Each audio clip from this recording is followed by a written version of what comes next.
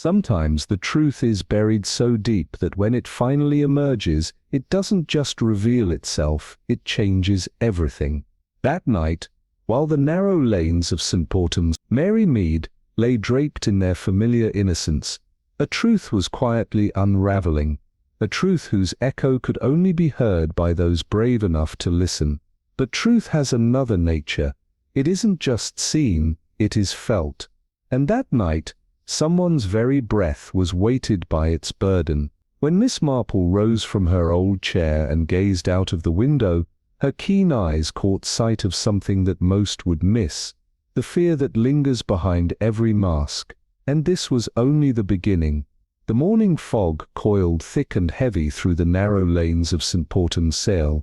Mary Mead, wrapping itself around cobblestone streets like unseen fingers tightening their grip. It was the kind of morning where the world seemed to hold its breath, waiting for something inevitable yet unseen.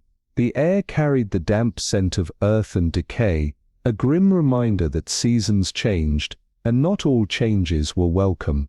Near the post office, a small cluster of villagers stood huddled, their usual Saturday chatter replaced by murmurs laced with apprehension. "I swear it's true, Mrs.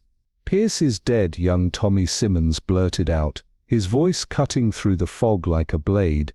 "Locked in her room. They found her this morning." Mrs. Bannister, a woman well versed in the art of knowing too much, pursed her lips though a glimmer of satisfaction danced in her eyes. "Poor thing," she murmured, though there was little pity in her tone. "I always thought it would end badly, getting mixed up with a man like Arthur Harcourt." Across the street, Miss Marple, seated on her usual garden bench, knitting with careful precision, let the words settle in the air. "A locked room, a sudden death," whispers curling through the fog like the beginning of a tune she had heard before. Without a word, she set aside her knitting, tucked the basket neatly under her arm, and began her unhurried walk towards the heart of the village, the Rose and Crown Inn. Inside, warmth fought against the damp chill of the outside world, but the tension in the room was thick enough to cut. Inspector Graves, a man whose rough exterior concealed a mind sharper than most gave him credit for, stood by the bar, his face etched with frustration. "Miss Marple," he greeted, relief flickering in his eyes. "I was hoping you'd stop by. Perhaps you can make sense of this mess." Mrs. Ellery, the innkeeper, wrung her hands in her apron, her face pale. "It's dreadful, Miss Marple, absolutely dreadful. Locked in her room, poor Mrs. Pierce. Who could have done such a thing?" Miss Marple nodded, her eyes already flicking toward the hallway, where a closed door loomed like a silent witness. "May I see her?" Graves hesitated, but then stepped aside. "After you, Miss Marple." The air inside the room was thick, pressing against the windows as if the very walls wished to keep their secrets hidden. Evelyn Pierce lay sprawled on the floor, unnaturally still, a glass of wine just beyond her outstretched fingers. Her face was serene, almost peaceful, but the faint bluish tinge on her lips whispered a darker truth. The door had been locked from the inside, the window shut tight, bore no sign of tampering, no sign of forced entry. Miss Marple murmured, more to herself than to Graves. And yet, Graves stepped forward, his boots sinking into the thick rug. "We're baffled, Miss Marple." The door was bolted from within, the key found in her own hand.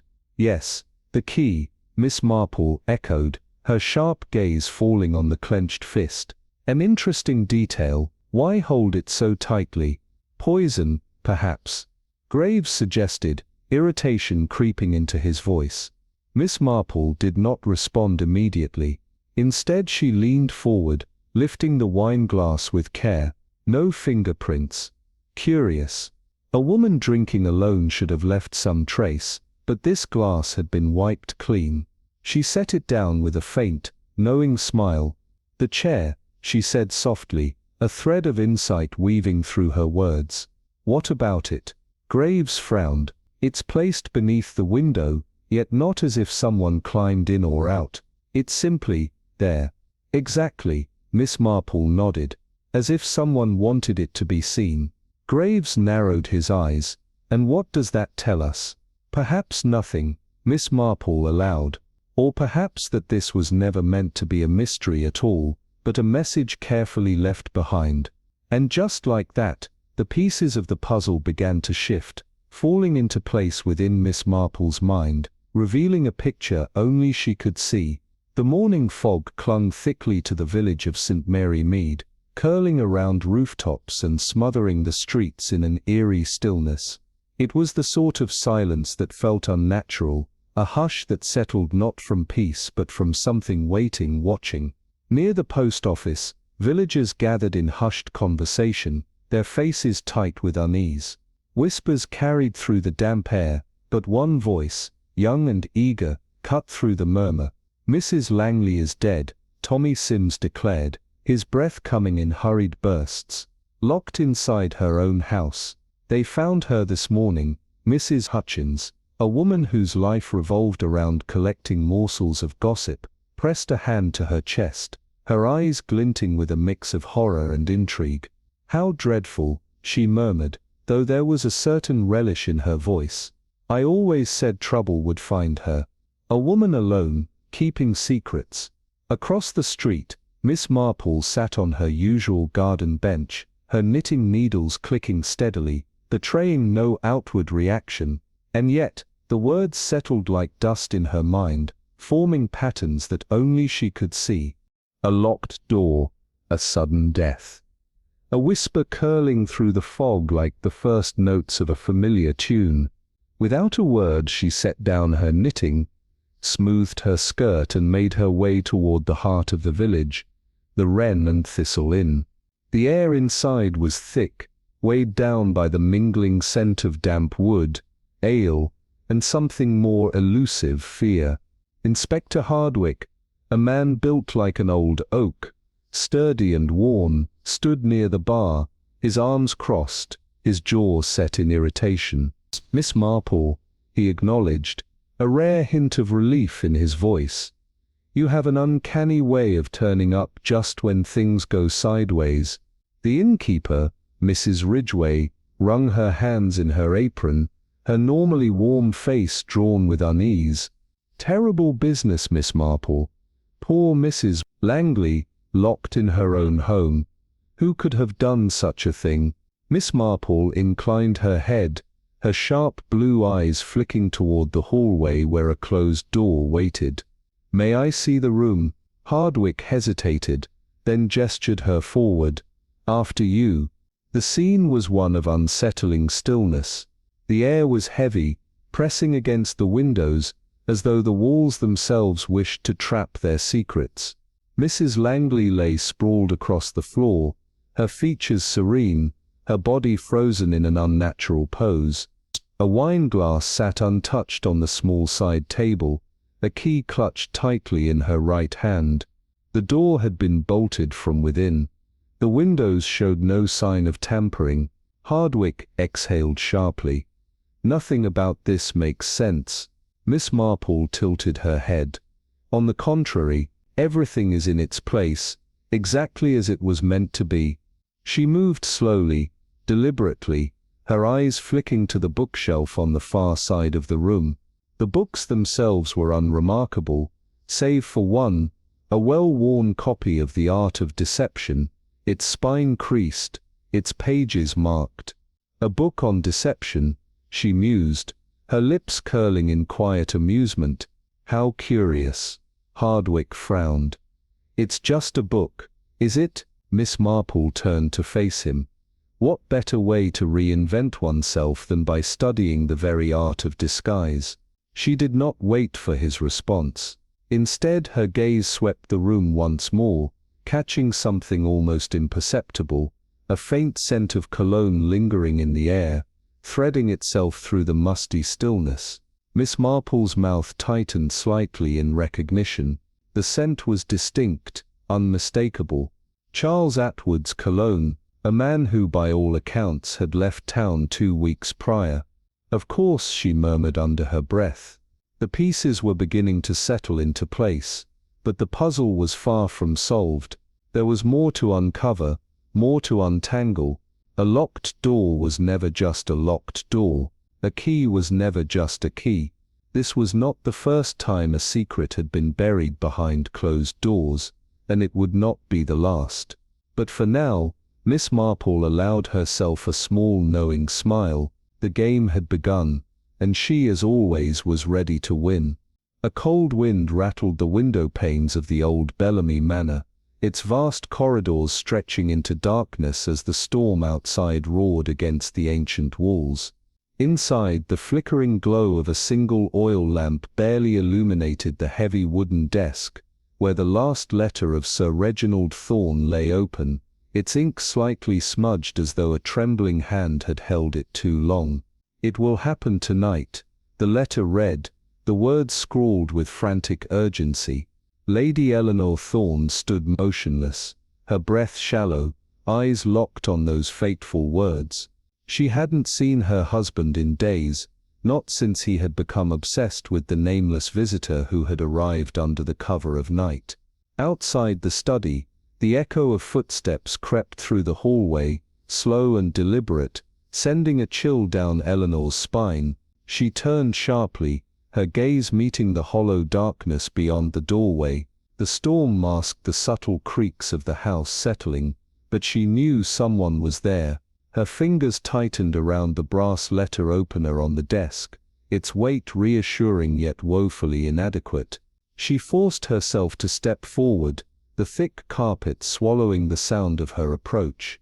Then a whisper, low, almost imperceptible, drifted through the air. "Lady Thorne."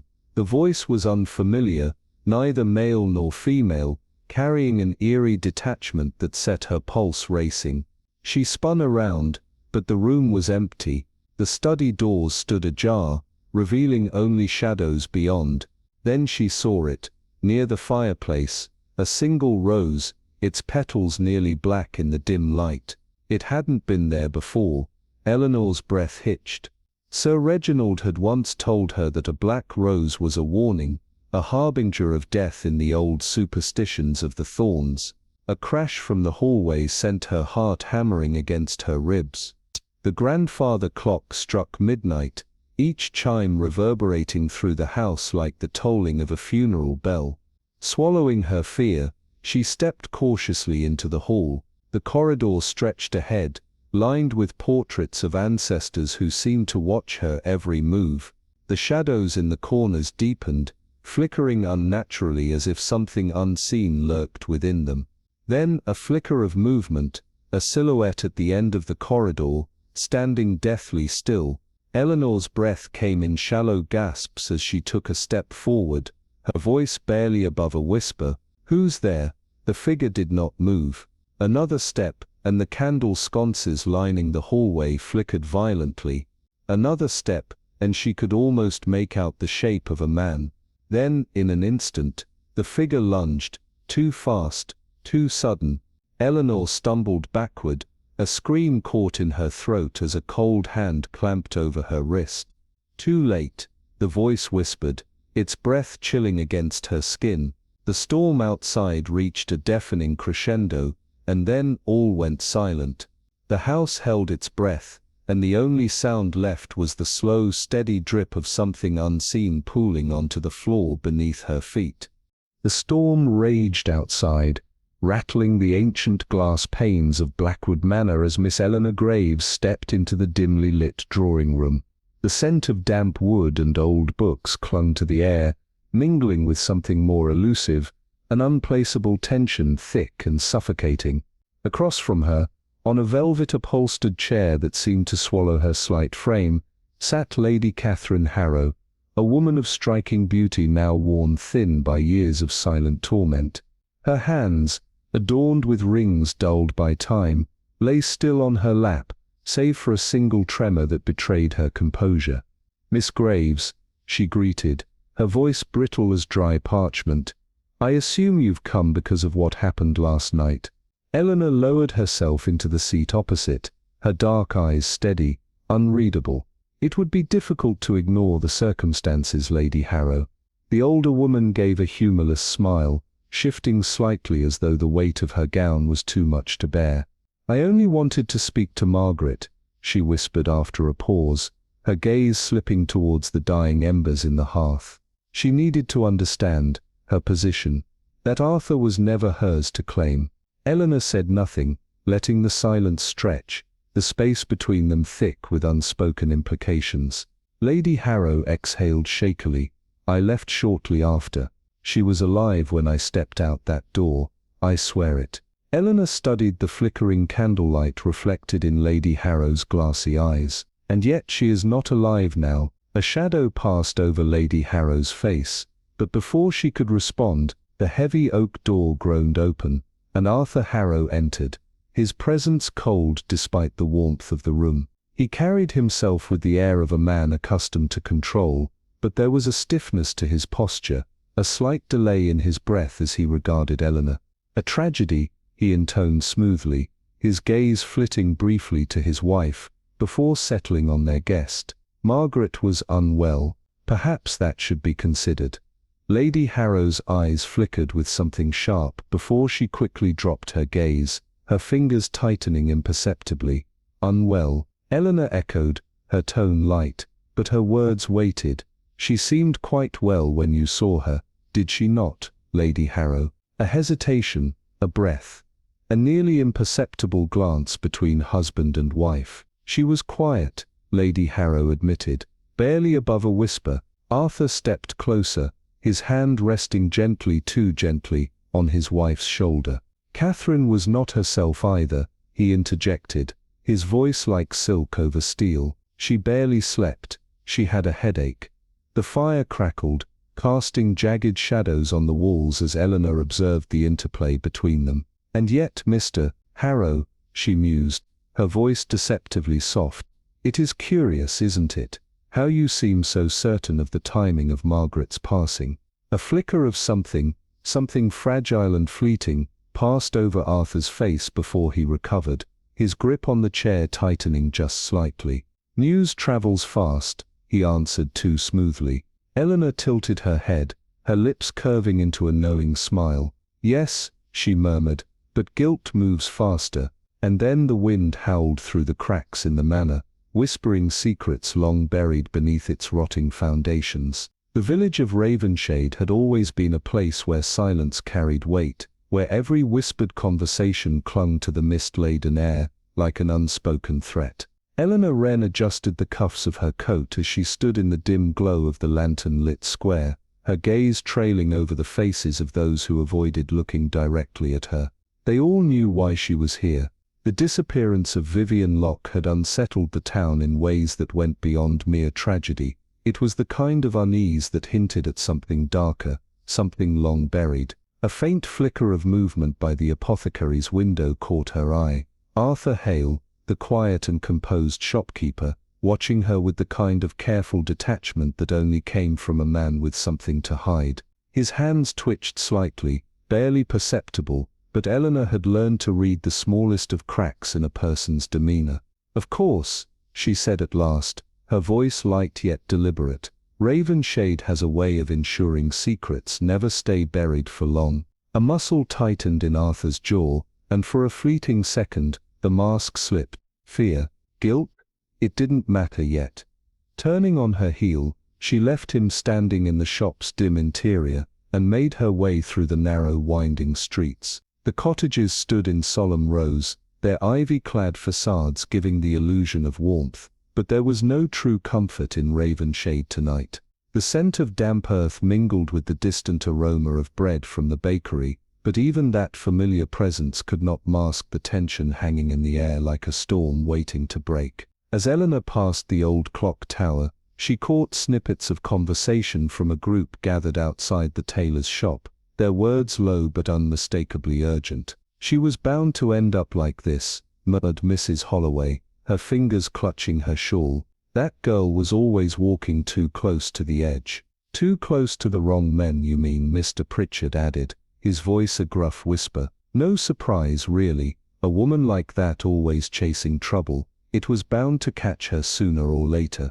Eleanor stepped inside the shop, the wooden floor groaning beneath her weight.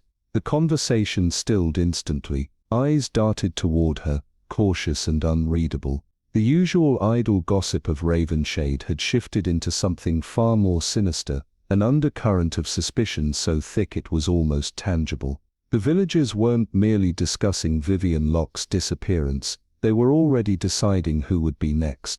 "Good evening, Mrs. Holloway, Mr. Pritchard," Eleanor greeted, her tone calm but edged with an authority that made even the most practiced whisperers falter. "It's a rather peculiar night, isn't it?" Mrs. Holloway forced a smile too quick to be genuine. "Ah, Miss Wren, we were just discussing, well, you know how the town is. Can't help but wonder about such things. Strange business, Vivian vanishing like that." "Strange indeed," Eleanor mused, tilting her head just slightly, observing the shift in their expressions. "And yet, you both seem rather certain that she invited danger upon herself. Curious, isn't it? How quickly conclusions are drawn when fear grips a place like this." Mr. Pritchard cleared his throat, looking uncomfortable. "No one's saying anything outright, of course, but people talk. Some women, well, they push too far. And Beatrice Harrow," he hesitated, lowering his voice further. "She had reason to see Vivian gone, didn't she? No woman takes that kind of betrayal lightly." Eleanor's eyes sharpened, taking in every flicker of movement, every hesitant breath. This was no longer about simple speculation. The villagers weren't just fearful, they already knew more than they were willing to admit, and as she turned to leave, she could feel their eyes on her, heavy with the weight of what was left unsaid. Ravenshade was a village filled with ghosts, some long dead, others merely waiting for their turn.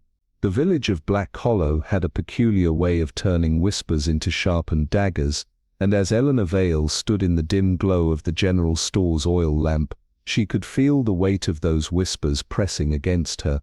The air inside was thick, too thick, with the scent of old wood and damp tobacco, but beneath it all was something fouler, the stifling presence of judgment.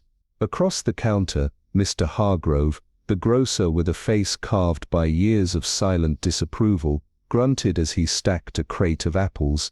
Beside him, Mrs. Enderley adjusted her shawl, her lips pursed as though holding back a truth too scandalous to voice, at least, not without the right audience. "It's shameful, really," Mrs. Enderley finally muttered, lowering her voice just enough to feign discretion while ensuring Eleanor heard every word. "Florence Gable parading around town as if she had no shame. A married man, Eleanor, a decent woman's pride can only take so much." Mr. Hargrove scoffed. "Decency had nothing to do with it.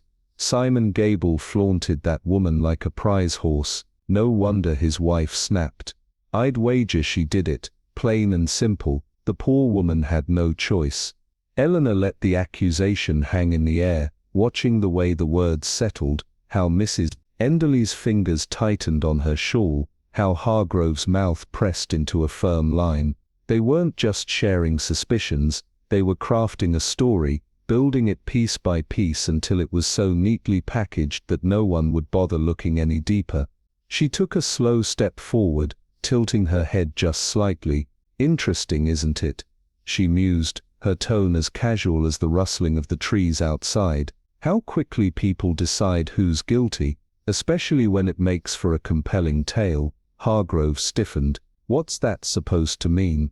"Oh, nothing," Eleanor said lightly, letting the words linger just long enough. "Only that certainty without proof has a way of benefiting the right people." A flicker of something passed across Mrs. Enderley's face, unease perhaps, or the realization that she'd spoken too much. She averted her gaze, the warmth in her expression fading like a candle on its last breath. But Eleanor was already moving on. "Speaking of stories," she continued, shifting with practiced ease, "I've heard whispers about a rather peculiar letter Florence received. Strange, isn't it, how news like that always finds its way to the right ears?"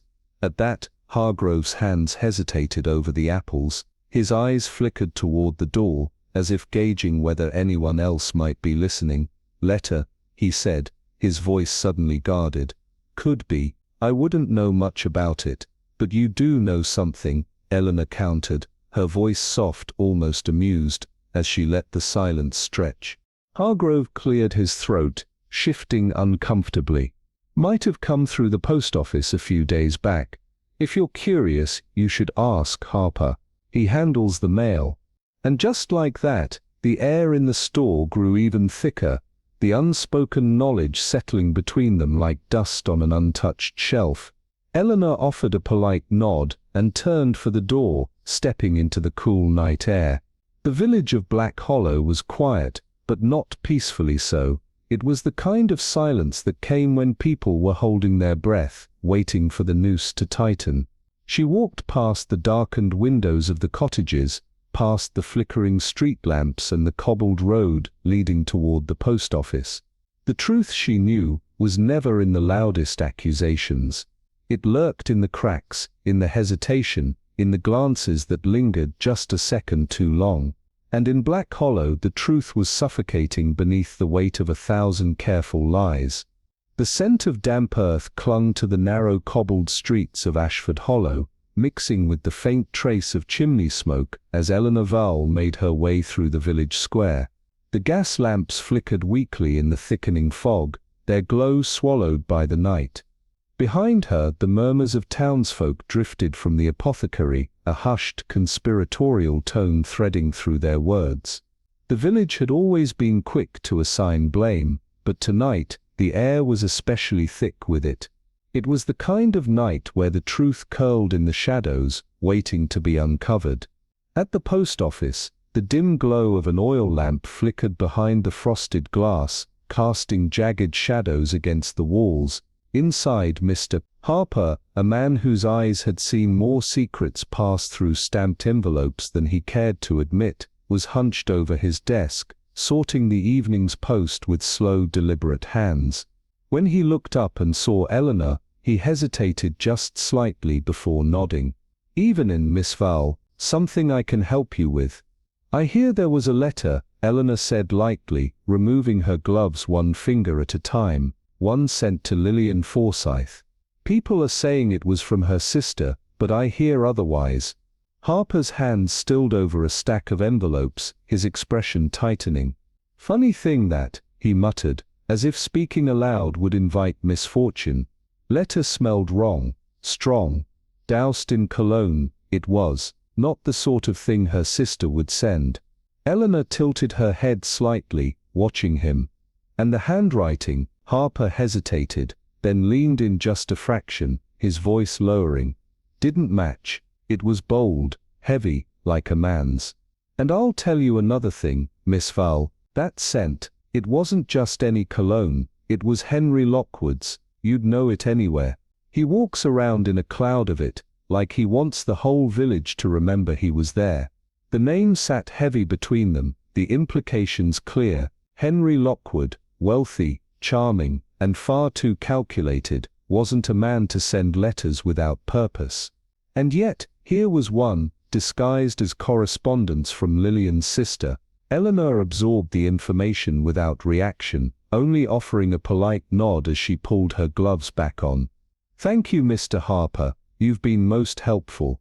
Stepping back out into the cold, Eleanor took a slow breath, her mind already unraveling the carefully woven threads of deception. The timing was too precise. Lillian had received the letter only hours before her tragic fall from the balcony of Lockwood Manor, a death ruled accidental by those too eager to close the matter. But the scent of that letter lingered in Eleanor's thoughts, curling around the truth like smoke. The village had already begun whispering, their own conclusions forming like mist over the river, but she knew better than to believe the obvious. By the time she reached the edge of the square, her eyes had already settled on the distant outline of Lockwood Manor, its high windows darkened, its secrets held tight within its walls. Someone had gone to great lengths to ensure the letter pointed in one direction. But the truth had a way of slipping through even the tightest grasp, and Eleanor Vowell had never been one to accept a story at face value. She turned toward the looming estate, her footsteps muffled by the thickening fog, Somewhere inside those walls was the answer, wrapped neatly in a deception too perfect to be ignored. The villagers might be content to believe the tale spun for them, but Eleanor wasn't interested in their version of events, she was interested in the truth. And the truth, she knew, was never as simple as it seemed. The evening air carried a chill that slithered through the narrow streets of Blackwood Hollow, wrapping itself around the village like a serpent. Inside the dimly lit tavern, the scent of damp oak and slow-burning embers mixed with the murmurs of quiet conversations. Amelia Greaves leaned against the counter, her fingers lightly tracing the rim of her glass, the flickering candlelight casting shadows across her face. Across the room, James Lockridge, tall and impeccably composed, lifted his own drink, his eyes lingering on her longer than propriety would allow. It was a game. One played in stolen glances and half-smirks, a performance for an audience that didn't even need to be invited. The whispers had already started before the night had even begun. Near the entrance, Mrs. Whitlow, a woman whose ears were as sharp as the needles in her mending basket, watched with barely concealed disdain.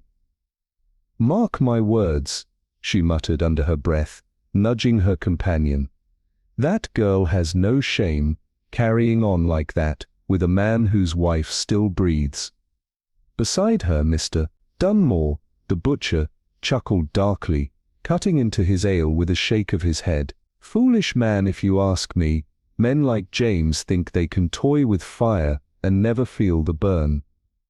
But you'll see, Margaret Lockridge is not the sort to take this lying down." Margaret Lockridge had always been the picture of composure, a woman who walked with quiet grace, her words measured, her smile never betraying too much. But that night, standing just beyond the threshold of the tavern, she saw everything, the casual touch, the laughter that lingered too long, the way her husband leaned in, whispering something just for Amelia to hear. And in that moment, something inside her cracked, though she did not let it show. Instead, she turned on her heel and walked away, her footsteps swallowed by the night. The next morning, before the village had fully awakened, a letter was found at Amelia's doorstep, unmarked, simple, but unmistakably threatening. The words, scrawled in an unsteady hand, sent a chill through her bones. "Leave now, or you won't leave at all." At first, she tried to laugh it off, a desperate attempt to dismiss the unease creeping under her skin. But as the hours stretched on, the weight of it settled in. This was no idle warning, this was a promise. Later that evening, as the sky darkened and mist curled around the rooftops, Amelia walked to the town square, her steps brisk but steady. She had never been one to back down from a challenge. But before she even reached the market, she spotted Margaret, standing by the fountain, her posture rigid, her gaze steady. The tension in the air was thick, electric.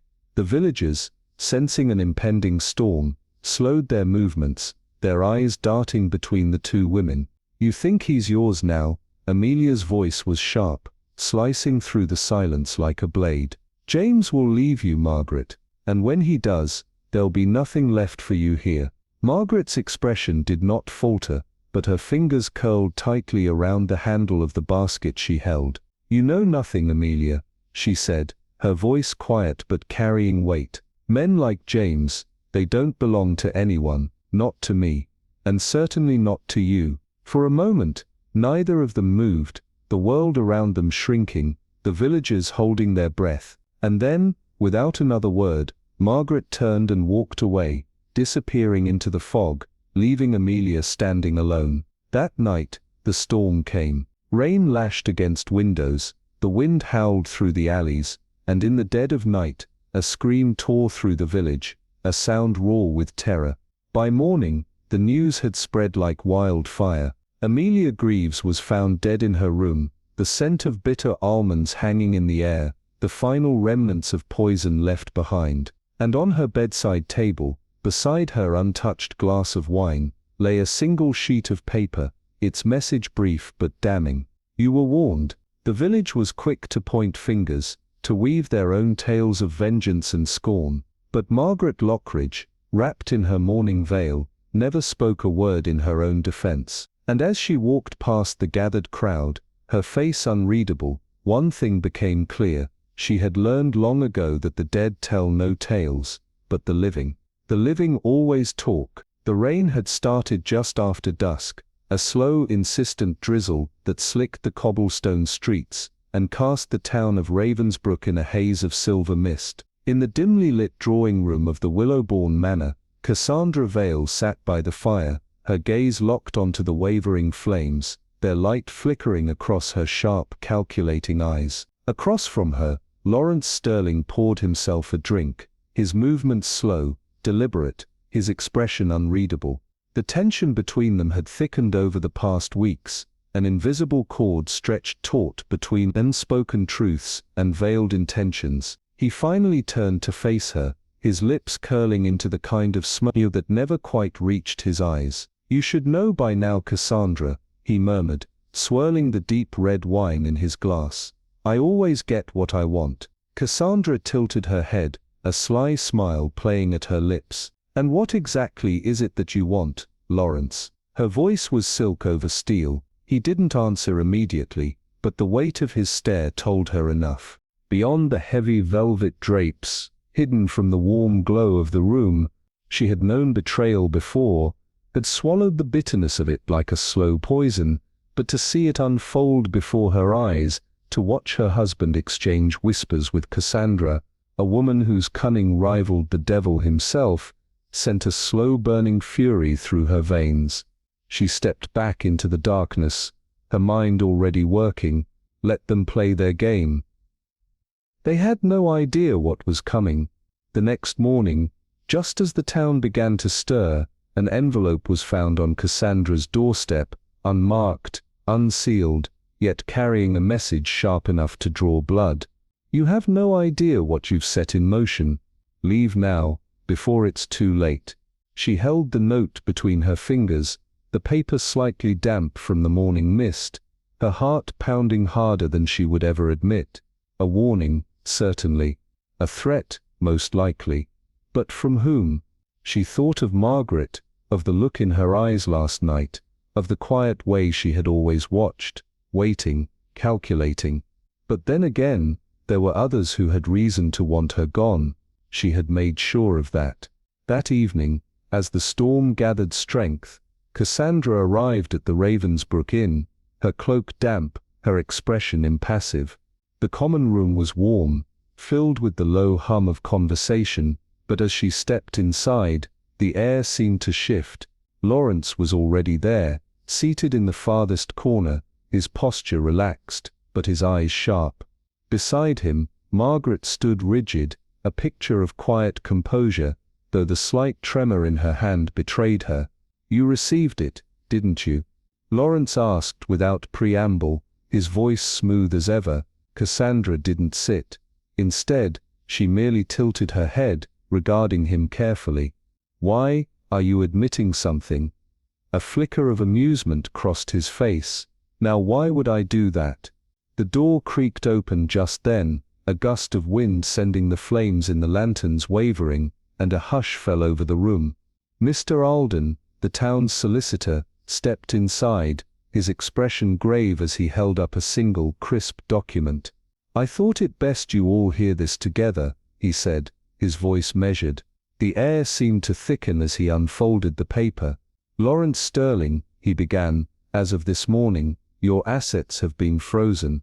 A murmur swept through the room. Lawrence's smirk faltered for the first time. Cassandra's fingers curled around the edge of the table, her mind racing. Margaret's lips barely moved as she spoke. "You underestimated me, Lawrence." Her voice was quiet, but there was something in it that sent a ripple of unease through the room. Cassandra studied her more carefully now. Was this truly about a scorned wife's revenge, or was there something deeper lurking beneath? She thought of the warning note, the way it had been left with such precision. She had assumed it was Margaret, but what if it hadn't been?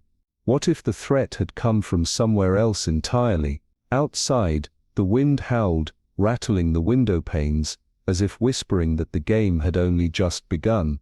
The storm had been brewing all evening, a restless wind howling through the skeletal branches outside, rattling against the windows of Blackthorn Manor, like a desperate whisper. Inside, beneath the dim glow of a flickering chandelier, Isabella Ravensdale sat rigid in her high-backed chair, her fingers curling and uncurling against the armrest. Across from her, Victor Langley leaned forward, pouring 2 glasses of wine with practiced ease. "You don't trust me," he mused, his voice smooth, the ghost of a smile on his lips. Isabella's gaze flickered to the deep red liquid before her.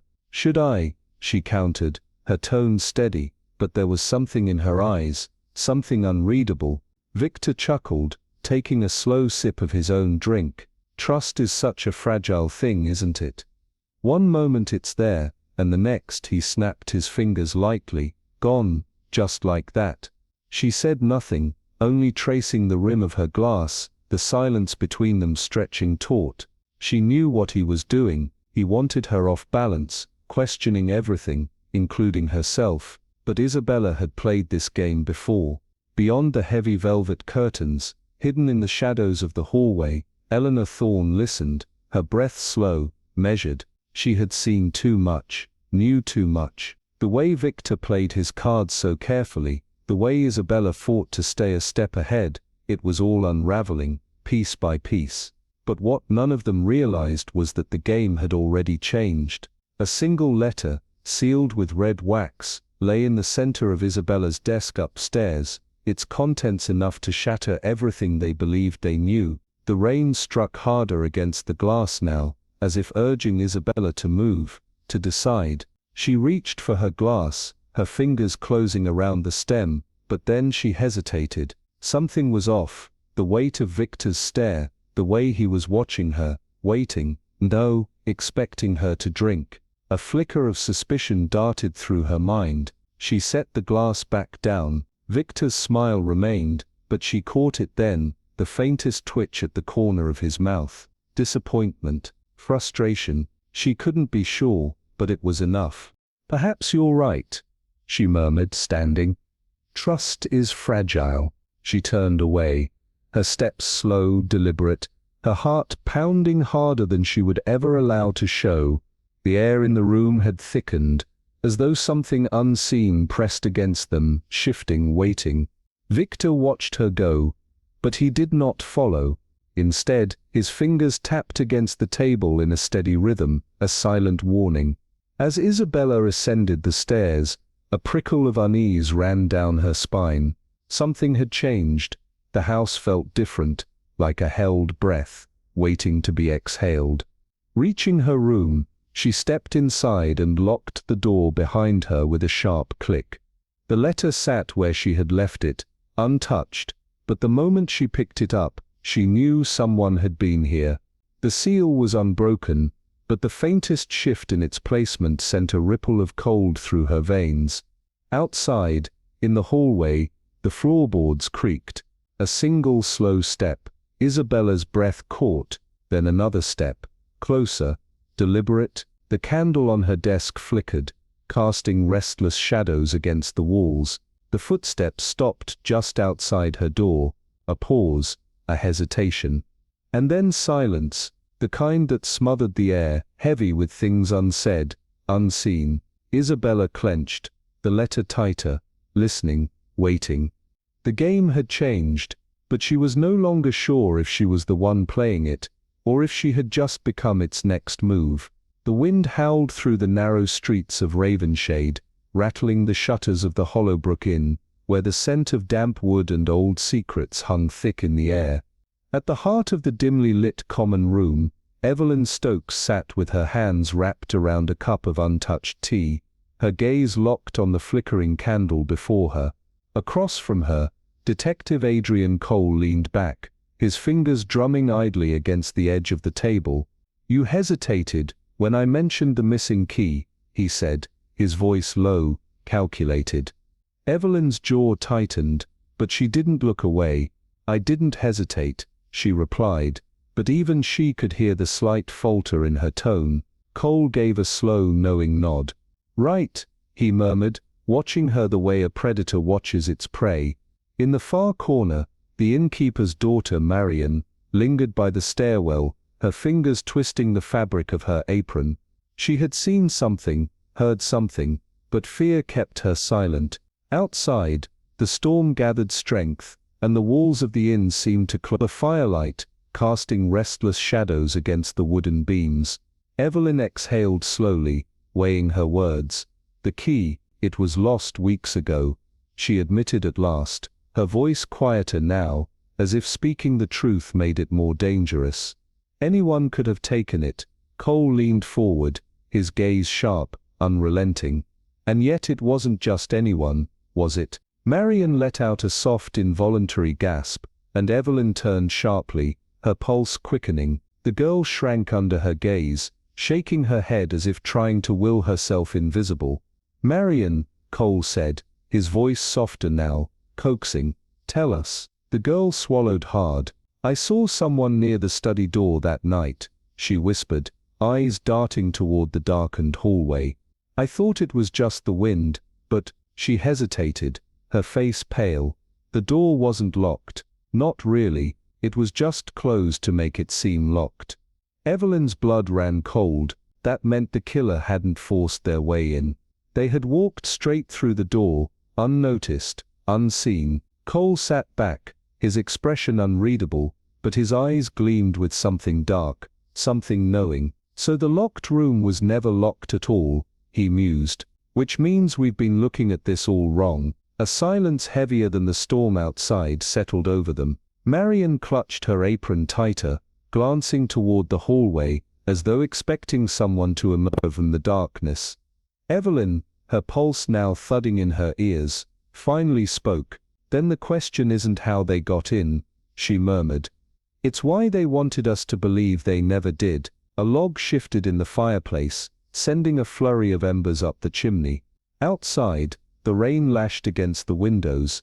Cole exhaled, then pushed back his chair. "I think it's time we had a word with Richard Vale," he said, his tone steady but laced with an edge that sent a shiver down Evelyn's spine. Marion's breath hitched. "Mr. Vale," she echoed, her voice barely above a whisper. Evelyn didn't move, didn't even blink. Somewhere deep inside her, she had already known. The pieces were starting to fit, but the picture they formed was something far darker than she had imagined. As Cole crossed the room, the floorboards groaned beneath his weight, and the candlelight flickered violently for a moment before steadying again. The walls of the Hollowbrook Inn had seen many secrets, and tonight, one of them was about to come undone. The storm clawed against the windows of the Blackwood Manor, the relentless wind howling like a spectre in the night. The heavy drapes of the East Wing bedroom stirred slightly, despite the absence of an open window, and in the center of the room, standing motionless, Detective Eleanor Crowe studied the scene with the sharp, knowing gaze of a woman who had seen too many secrets unravel under the weight of their own deception. The body of Victor Alden lay sprawled across the ornate Persian rug, his lifeless eyes fixed on the ceiling, his right hand clenched around a brass key. Inspector Harrington, his salt and pepper hair disheveled from a long night of fruitless questioning, flipped through his notebook near the door, his frown deepening. "It doesn't add up," he muttered, more to himself than to her. The room was locked from the inside, the key was in his grip, and yet, his voice trailed off as his eyes darted to the fireplace, its embers barely glowing, as if the fire had been smothered too soon. Eleanor stepped forward, her gloved fingers grazing the edge of the four-poster bed. The sheets were slightly rumpled, but not in the way one would expect from a struggle. No, this wasn't the aftermath of a violent confrontation. It was something far more insidious. "He wasn't expecting to die," she murmured, her voice barely louder than the storm outside. "Whoever did this made sure it looked like he was alone.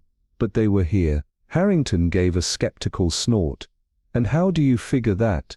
She gestured toward the window. Not a speck of dust on the sill, despite the rain lashing against the glass all night. Someone wiped it clean. She moved toward the writing desk, her eyes narrowing at the chair that sat at an unnatural angle. And this someone moved it, but not to sit. Harrington's frown deepened as he followed her gaze. Then what for? Eleanor bent down, running a gloved hand along the wooden floor beneath the desk. A faint scuff mark, nearly invisible, curved toward the fireplace. She rose slowly, turning toward the inspector. To hide something, she said softly. The question is what? She turned sharply, scanning the room with renewed intensity. The wardrobe doors were slightly ajar, barely enough to notice, but enough to make her blood run cold. She strode toward it, exhaling as she placed her hand on the brass handle. It was warm, too warm. Someone had been inside. She pulled the door open with a swift motion, and for a split second, the air in the room felt impossibly still. Hanging neatly among Victor Alden's tailored suits, a dark cloak, damp at the edges, swayed slightly, as if it had been disturbed only moments ago. Eleanor's fingers brushed against something cold in the inner pocket. A key, identical to the one clutched in Victor's hand. She turned slowly, locking eyes with Harrington, who had gone rigid. 2 keys, she said softly, her mind racing. One in his grip, staged to make it look like he locked himself in. The other, hidden, as if someone didn't want us to know there was another way in. Harrington's face paled. Then this wasn't a locked room mystery at all, he whispered. It was meant to look like one. Eleanor nodded. And that means the killer wanted us to believe Victor Alden had no way out. But someone else did.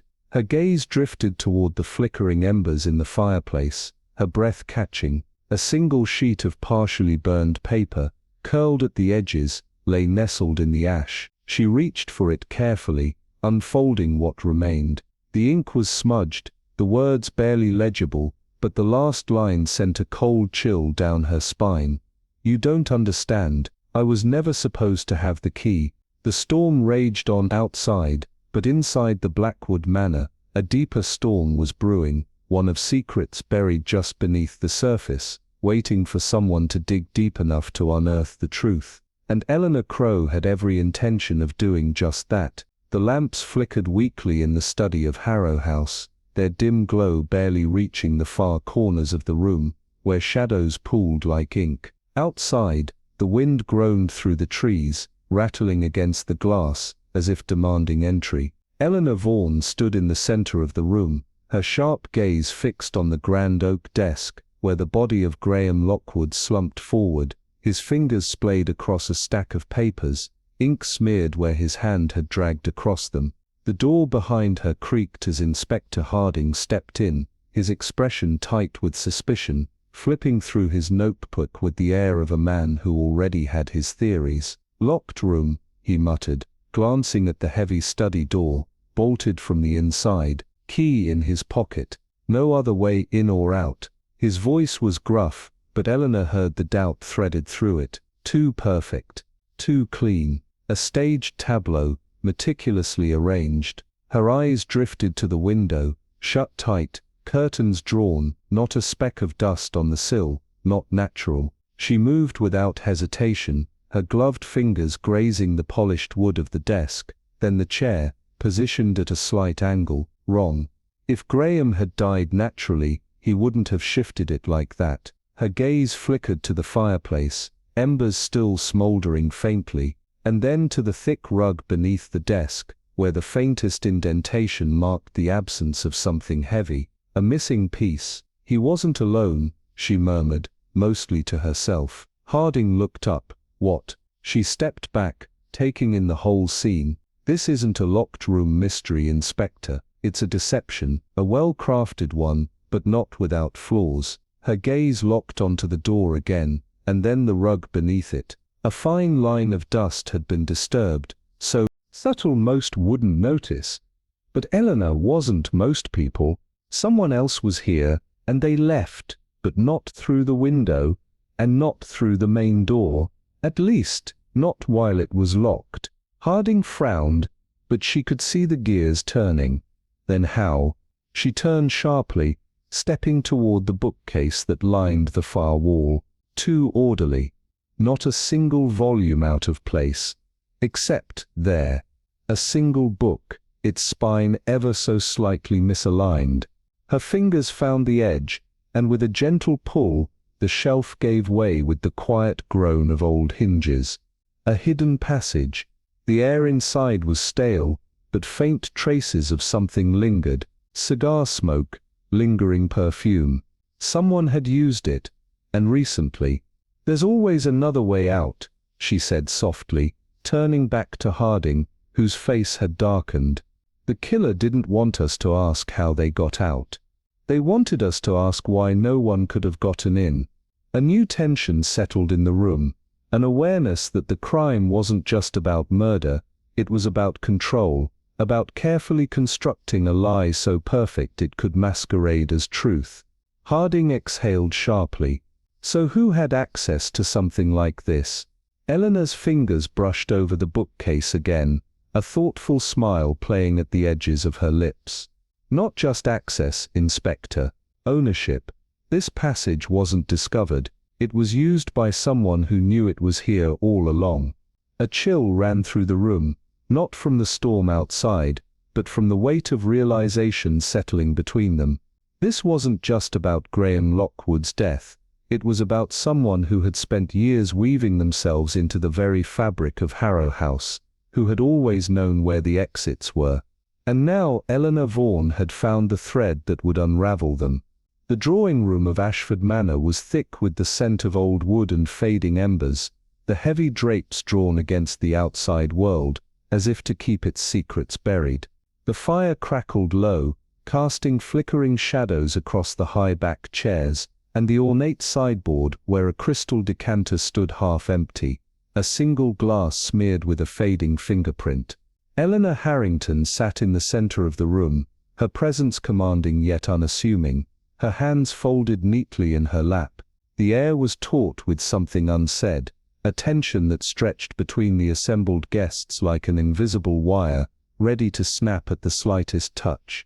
Outside, the wind howled through the skeletal trees, rattling the old window panes, as though whispering the secrets the house refused to yield.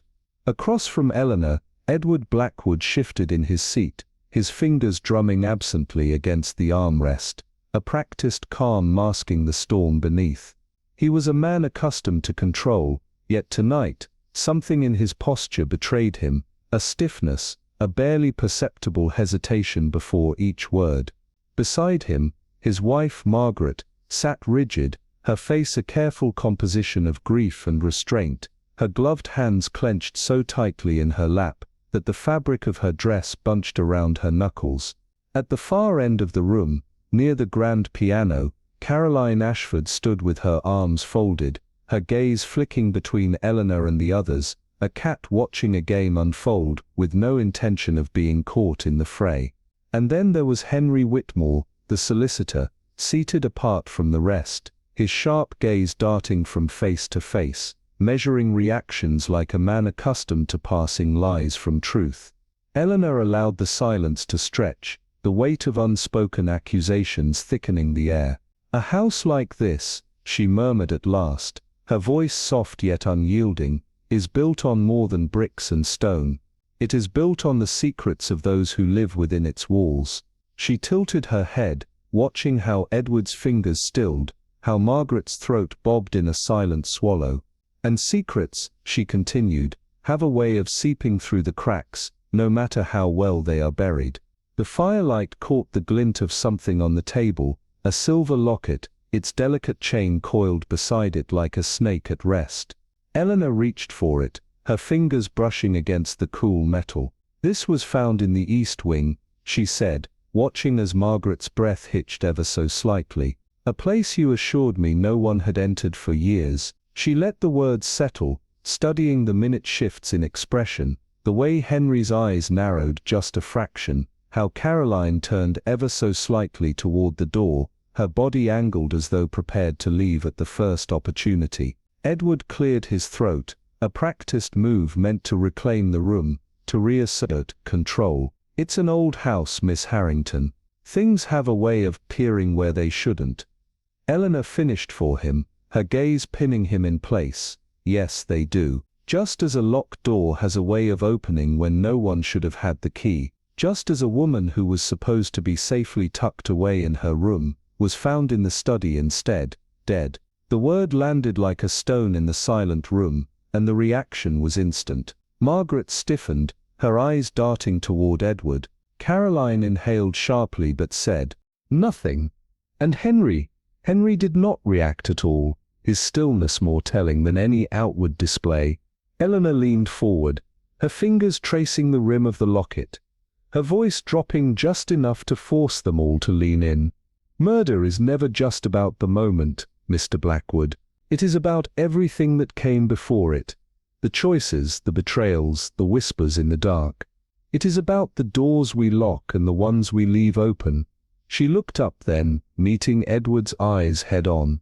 "And in this house someone left a door open just long enough to let death walk through." The fire crackled again, the wind rattling against the windows with renewed ferocity.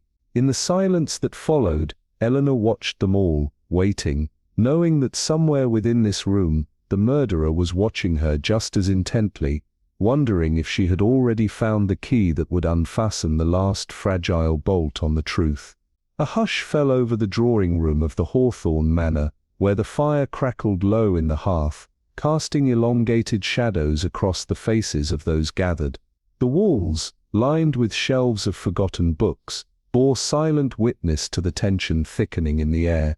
Miss Eleanor Drake sat primly in her chair, her embroidery resting idly in her lap, her eyes sharp as a hawk's as she regarded the room's occupants.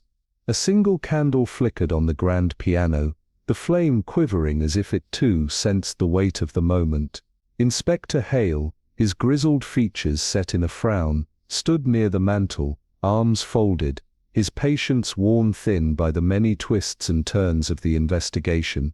But it was Miss Drake who held the room in her grasp, her presence subtle yet commanding.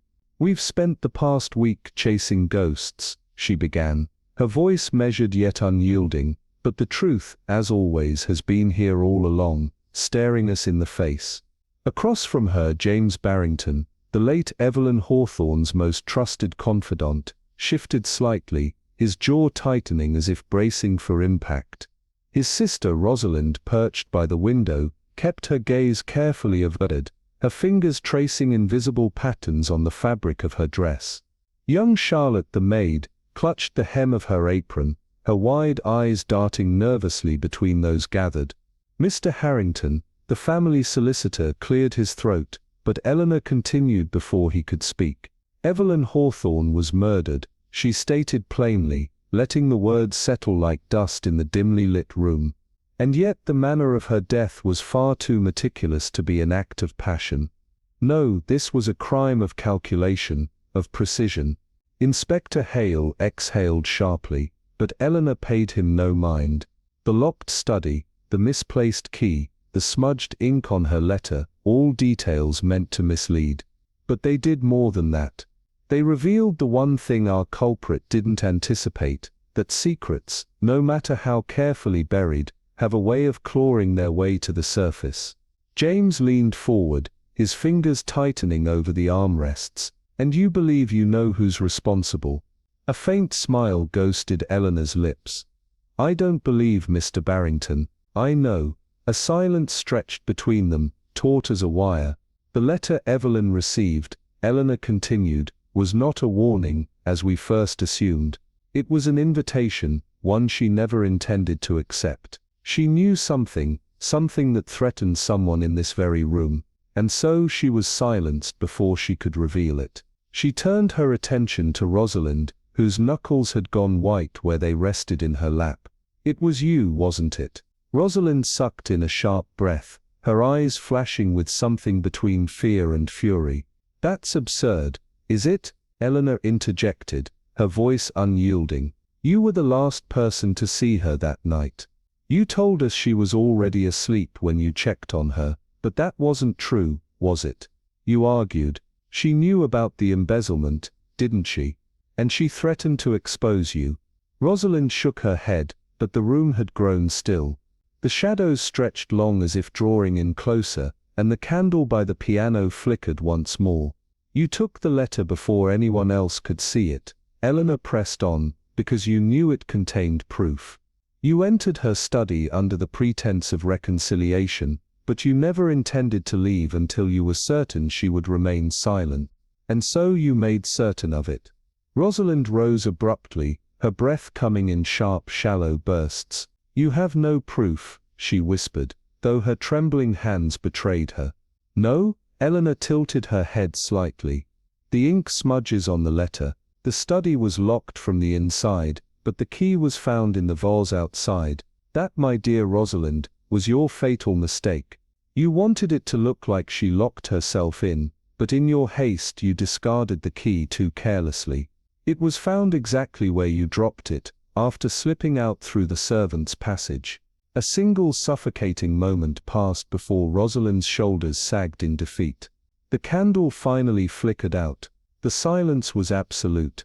Eleanor watched as the realization washed over the room. Some looked away, others remained transfixed, but all understood. The truth had found its way to the light, as it always did. And the game was over. The grand drawing room of Blackwood Manor lay cloaked in the dim glow of flickering candlelight, its heavy velvet drapes drawn against the storm raging outside. Rain lashed violently against the windows, thunder rumbling in the distance, a fitting backdrop to the tension thickening within. Miss Eleanor Graves sat with a quiet, unshakable composure, her gloved hands resting in her lap, her eyes scanning the assembled guests with an unsettling sharpness. Across from her, Lord Edwin Ashford sat stiffly, his face pale, his fingers tightening over the arms of his chair. Beside him, his wife Eleanor Ashford sat like a statue, her eyes cold and unreadable, though the slight tremor in her fingers as she held her teacup betrayed her. Henry Whitmore, the family solicitor, adjusted his gold-rimmed glasses, beads of sweat forming at his temples, while young Lydia, the maid, hovered near the door, her face stricken with nervous energy. Inspector Langley, a man known for his skepticism, stood with his arms crossed, his patience clearly worn thin. "We've gone in circles long enough," he muttered, his eyes flicking toward Miss Graves. "You asked for this meeting. Well, here we are. What is it you've uncovered?" Miss Graves let a small smile ghost across her lips. "Everything," she said simply, her voice soft but unyielding. A sharp silence followed. Then with a calm certainty she continued, "Lady Margaret Ashford was murdered. Not by accident, not by some misfortune, but by careful, deliberate hands. And the murderer sits among us tonight." A visible ripple of unease passed through the room. Lydia let out a tiny gasp, while Henry Whitmore shifted uncomfortably. Lord Edwin's jaw tightened, his gaze flicking briefly toward his wife. "That's a bold accusation," he said, his voice tense. "And yet a necessary one," Miss Graves replied, unperturbed. "You see, the crime itself was not particularly complicated. At first glance it seemed Lady Margaret died in her study, a simple case of a woman retiring for the evening never to wake. But nothing is ever that simple, is it?" Her gaze swept the room, watching as expressions shifted, as hands twitched and eyes darted. "The first clue was the overturned vase on her desk," she continued. "A small detail, one that could easily be dismissed. But why would Lady Margaret, a woman known for her meticulous nature, leave her desk in such disarray? The answer is simple," she fought back. Lord Edwin exhaled sharply. "This is absurd." But Miss Graves barely acknowledged him. "Then there was the locked door," she went on, her voice never wavering. "A classic misdirection. The study was locked from the inside, or so it appeared. But the mechanism was faulty. It could be locked externally with the right tool, and that tool, Lord Ashford, was found among your belongings." Lord Edwin shot to his feet, but the inspector held up a hand, forcing him back down. "Continue," Langley said grimly. "The final piece of the puzzle," Miss Graves said, "was the wine. The bottle Lady Margaret kept in her study, her evening ritual, a small amount of belladonna, just enough to weaken her, to make her unable to defend herself fully when you came for her. The room was deathly still, rain pounded against the windows, the fire crackling in the hearth the only sound." Miss Graves turned her attention to Eleanor Ashford, whose mask of detachment had begun to crack. "You knew, didn't you?" she murmured. Perhaps you didn't wield the knife, but you were complicit. You saw the signs, you understood what your husband had done, but you remained silent. And silence, my dear Lady Ashford, is as good as guilt. Eleanor Ashford paled, her lips parting as if to speak, but no words came. Miss Graves turned her gaze back to Lord Edwin, who now sat motionless, his fists clenched at his sides, his face unreadable. You had every reason to want her gone, she said softly. The debts, the inheritance, the secrets she had threatened to reveal. And so you ensured she would never speak again, but in the end the truth, as always, refused to remain buried. A heavy pause, then the sound of Inspector Langley stepping forward, his handcuffs glinting in the candlelight. Lord Edwin Ashford, he said gravely, you are under arrest for the murder of Lady Margaret. A sharp inhale from Eleanor Ashford, a small choked sob from Lydia. But Lord Edwin merely lifted his chin, his expression cold, his world collapsing around him, and as Miss Graves sat back, watching it all unfold, she knew the case was closed, but the echoes of this night would linger in Blackwood Manor forever. The heavy rain battered the grand windows of Blackwood Manor, each droplet echoing like a ghostly whisper in the cavernous hall. Lady Eleanor staggered back, her gloved hands trembling as the weight of the revelation settled over her like a shroud. All these years, Alexander. Her voice barely rose above the storm outside, yet it carried the raw wound of betrayal. Across the dimly lit study, Alexander Graves stood motionless, his once impeccable composure now fractured. The firelight flickered, casting restless shadows over his face, accentuating the hollow defeat in his eyes. You wouldn't have understood, he muttered, his voice brittle, as though the truth itself might shatter him. No one would. Eleanor's breath hitched, grief and fury warring within her. You let him die, you let everyone believe it was an accident, knowing all along that it was you. The study, lined with rows of ancient tomes and relics of a carefully curated life, seemed to close in around them. Alexander exhaled sharply, his fingers tightening against the armrest of his chair. I did what was necessary. The words were calm, yet there was something unsteady beneath them, something desperate. He would have ruined everything. The clock in the corner struck midnight, each chime resounding like the tolling of judgment. No, Eleanor whispered, stepping forward, you destroyed everything. A presence stirred in the doorway. Inspector Harland, his sharp, unrelenting gaze fixed on Alexander, took a measured step inside. I suppose there's no need for further pretense. His voice was low, but in its quietness lay an iron certainty. Alexander Graves, you are under arrest for the murder of Reginald Pierce. Silence hung heavy in the air, thick with unspoken confessions and the ghosts of all that had been lost. Alexander did not move, his mask had crumbled, the weight of inevitability had finally caught up to him. It was never about the truth, he murmured, his lips barely forming the words. It was about what people choose to believe. As the inspector's men moved in, the crackling fire cast a final flicker of defiance across his face before the room was swallowed by shadow. Eleanor turned away, her vision blurred, her heart splintered. Outside, the rain fell heavier, washing away the last remnants of a carefully built illusion. The storm had passed, but the damage it left behind would never truly fade. The last embers in the hearth flickered like dying secrets, their glow casting restless shadows against the walls of Wrenbury Manor. Eleanor Ashford sat motionless, her teacup untouched, her breath shallow as the truth settled over her like a slow approaching storm. Across the parlor, Inspector Lowell's keen eyes never wavered, his voice a calm tide against the raging current in Eleanor's mind. People don't change, he murmured, they only hide themselves better. Eleanor swallowed hard, her fingers tightening around the folds of her dress, as if bracing against the weight of her own blindness. I never saw it. Not once, she whispered, her words laced with a bitter edge of disbelief. How could I have been so blind? Lowell's expression softened, but his voice remained unwavering. Because you believed in him, and belief is a powerful thing, more powerful than truth sometimes. The fire crackled, its warmth a cruel contrast to the chill that had settled deep in Eleanor's bones. She shook her head, her mind still caught in the impossible tangle of lies. "I loved him," she admitted, the words tasting like ash on her tongue. "All these years, and it was nothing but an illusion." A heavy silence fell between them, broken only by the distant sound of rain drumming against the windows. "Not an illusion," Lowell corrected gently. "A deception. He was very good at it." Eleanor exhaled shakily, her gaze dropping to the ornate rug beneath her feet, the very spot where Reginald's body had been found. It had taken weeks, long unraveling weeks, to piece together what should have been obvious. And yet, when the truth had finally surfaced, it had arrived like a blade in the dark, swift and merciless.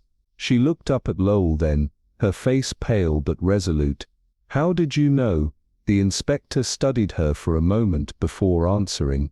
"It's never about what they show you," he said. "It's about what they can't hide, and no one, not even him, could hide forever." A shiver ran through Eleanor, though the room was warm. Outside, the village of Wrenbury slumbered under a veil of mist, its cobbled streets untouched by the storm of revelation that had torn through her world. For them life would go on. For her nothing would ever be the same again. "Can I ever forgive him?" she asked suddenly, the question barely more than a breath. Lowell's gaze darkened, not unkindly. "That's not for me to say." He stood then, his presence casting a long shadow across the dimly lit room. "But sometimes forgiveness isn't about the one who wronged you, it's about giving yourself permission to move on." Eleanor turned away, her reflection in the rain-speckled window, a ghost of the woman she had been before. The truth had won, as it always did. But what it left in its wake was not peace, only the quiet wreckage of what once was. The fire in Miss Marple's hearth crackled softly, the warmth reaching her hands but never quite dispelling the deeper chill that had settled in the room, a lingering spectre of the past days. She sipped her tea slowly, her gaze fixed on the lace-curtained window where the shadows of St. Mary Mead stretched long against the cobbled streets, shifting in the fading light. The case was closed, the villain unmasked, and the truth laid bare before all who had once been blind to it. And yet, in the quiet aftermath, the weight of it remained. Lies, after all, did not simply vanish when spoken aloud, they left echoes, traces in the lives of those who had believed them. She let out a breath, almost amused at the thought. People, she mused, were such curious creatures, capable of great kindness and unspeakable cruelty, often in equal measure. The village outside had already begun its slow return to normalcy. Children's laughter flitted through the air, market stalls resumed their familiar rhythm, and the whispers of scandal, so sharp only days before, had already begun to dull into distant memory. St. Mary Mead had always been this way, its secrets tucked neatly away behind its ivy-clad walls, waiting for the right moment to resurface. Miss Marple's fingers traced the rim of her teacup, her mind lost in the ebb and flow of recollection, until a knock at the door broke the spell. She knew who it would be before she even turned her head. Inspector Graves stood at the threshold, his face lined with the exhaustion of a man who had seen justice served, yet found little solace in it. "Miss Marple," he greeted with a nod, removing his hat as he stepped inside. "I had a feeling you'd still be awake." She offered him a small smile, motioning for him to sit. "A detective's mind never truly rests, does it?" she said, her voice carrying that knowing lilt. Graves exhaled, running a weary hand through his hair.